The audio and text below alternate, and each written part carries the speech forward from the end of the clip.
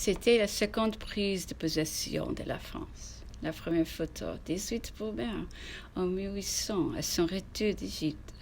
Alors la France était républicaine, elle était gouvernée par les Directoires. Machine aux états par les puissantes attaques des étrangers qui, par sa mauvaise administration, déconsidéraient, détestaient la guerre civile, s'organisait sous ses yeux.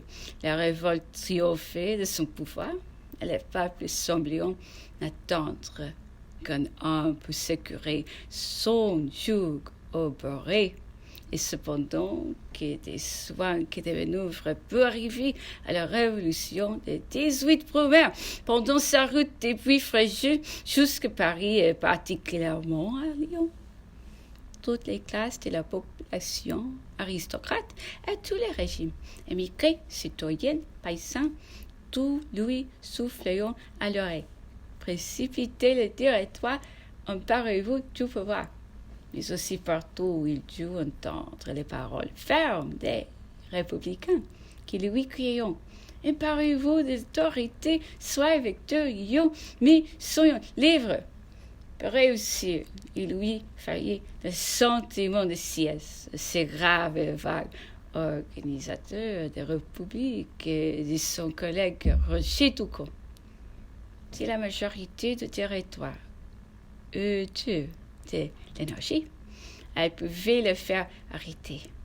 Et si le clave de la justice ne pas osé le frapper, il eût expié sa gloire et son audace par l'exil et peut-être la déportation. Quelle différence en mars 1018-15, les jeux de trône, rayés de la liste des souverains proscrits en France, relégués sur le rocher de l'île d'Elba. Il revient presque seul, et à peine a-t-il mis les pieds sur les plages françaises, le peuple partout se meut et s'exalte.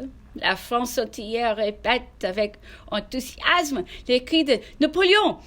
Plus de royauté, plus de Bourbon. C'est Napoléon qui veut la France. C'est la gloire. C'est son génie qu'il lui faut. Malheur à qui osera lever les doigts contre lui. Au plus tôt malheur à celui qui ne sera pas pour lui. Aussi paysans, soldats, citoyens, tout courant à sa rencontre, tous les salons de leur vœu, de leur reconnaissance. C'est comme une nécessité, comme une providence. La royauté de Bourbon n'est plus qu'un rêve. Il semblait qu'il n'y avait jamais eu de royalistes, de nobles, d'émigrés. Ce n'était pas l'effet d'une conspiration, c'était un gros mouvement national. Comment 89 pour la liberté.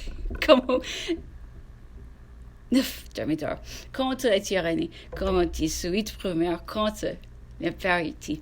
Ah, quelle époque vit-on des défections si brusques, si éclatantes, de feu insidieux, de ces bonnes foi. Quel sentiment dominant alors tous les cœurs, l'amour de la patrie, l'amour de la gloire et la conviction trop éclairée que la dynastie nouvellement acquise ne pouvait assurer le bonheur et l'indépendance du pays. Et 3 mois après, cet autre rêve était dissipé.